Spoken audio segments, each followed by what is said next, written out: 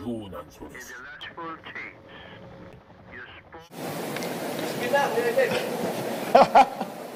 Okay po.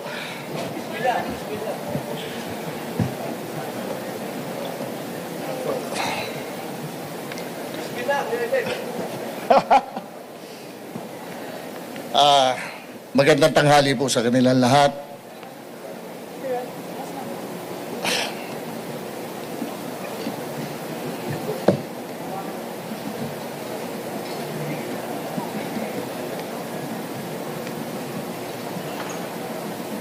Marapatin niyo po.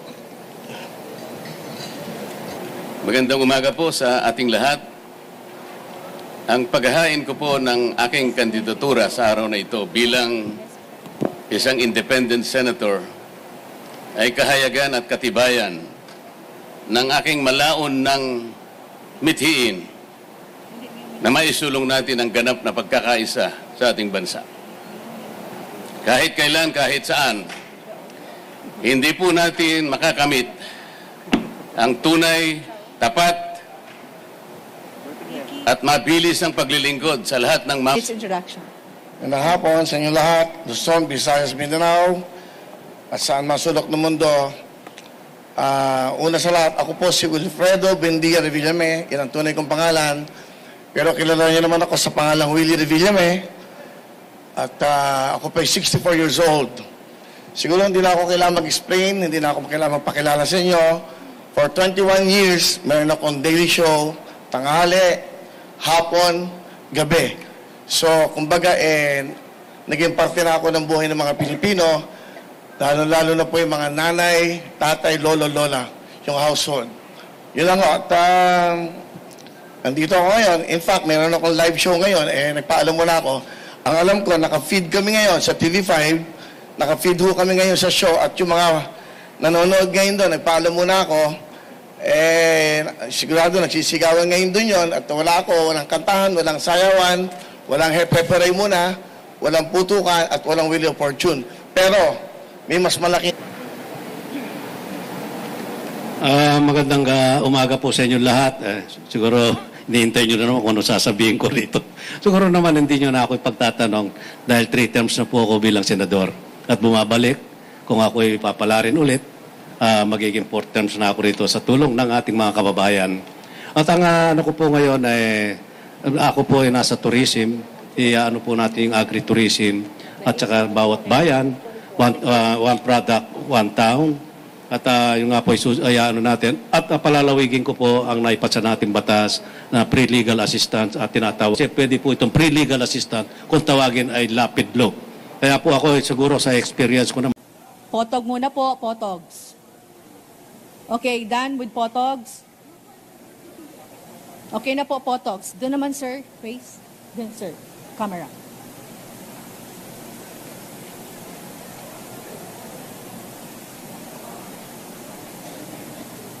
Thank you po. Bibigay lang po ng speech si Senator Revilla, pero hindi po siya magpapa-interview. Go ahead, sir.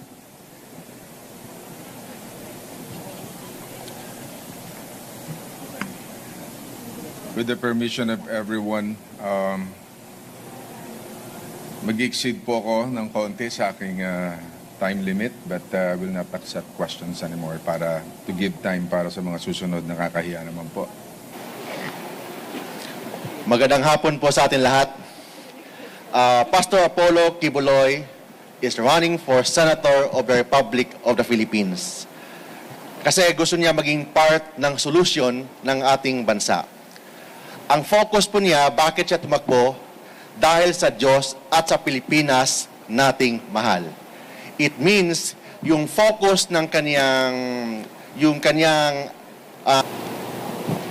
Ayan, magandang hapon po sa ating lahat. My name is Deo Balbuena, ang tunay ko pong pangalan. At kilala po ako bilang isang Diwata Pares. Nandito po kami para mag-file po ng COC para po sa vendor party list. At isa po ako sa mga nominado. So maraming salamat po at magandang hapon ulit sa ating lahat. So alam ko po na marami ng party list pero ang vendors po kasi wala pa po talagang nagre-represent para po magkaroon ng boses ang bawat maninindang Pilipino. Kaya po nandito kami ngayon para tumayo bilang isang boses ng bawat maninindang Pilipino. Magandang umaga sa ating lahat. Ako po si Senador Bato de la Rosa. Tumatakbo ulit, nagpapare-elect ulit na magiging senador ng ating Republika ng Pilipinas. Given the chance na ako'y muling mananalo, may fight against illegal drugs and criminality, and so yun lang po ang aking gagawin. Any questions?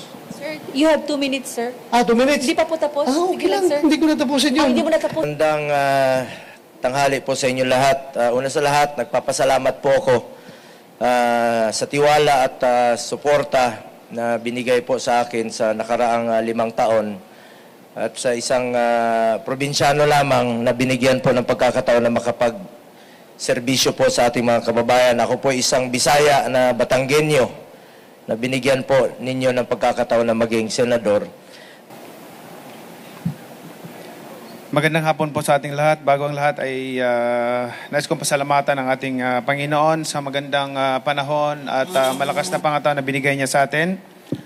Ako po ay nag-file ng Certificate of Candidacy para tumakbo ulit ng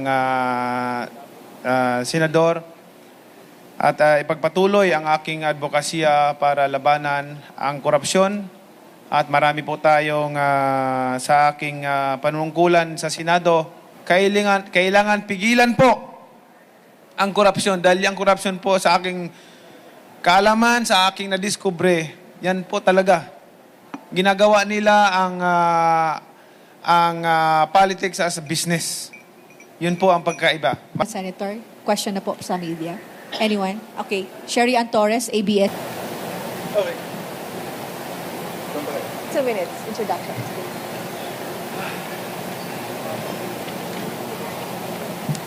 Good morning.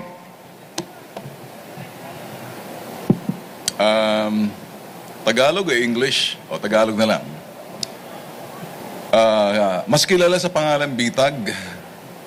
Bitag is Ben Tulfo or Ben Bitag Tulfo. I'm a journalist by profession. It's been about 22 years na ginagawa na because we're not public servant. We're in the Fourth Estate.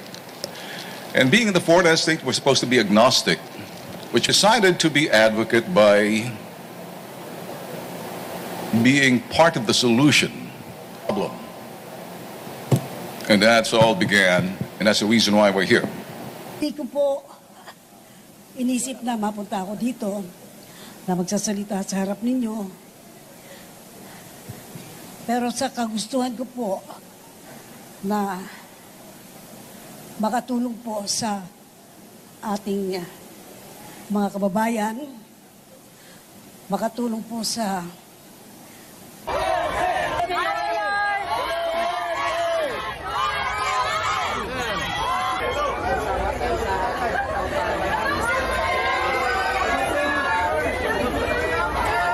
Mayor. Mubalik pagka mayor ang atong kanhi Pangulo sa dapat. Hindi, gusto magsilbi sa inyo. Davao better than yesterday. Lang po. Okay po. Okay lang po. Okay po.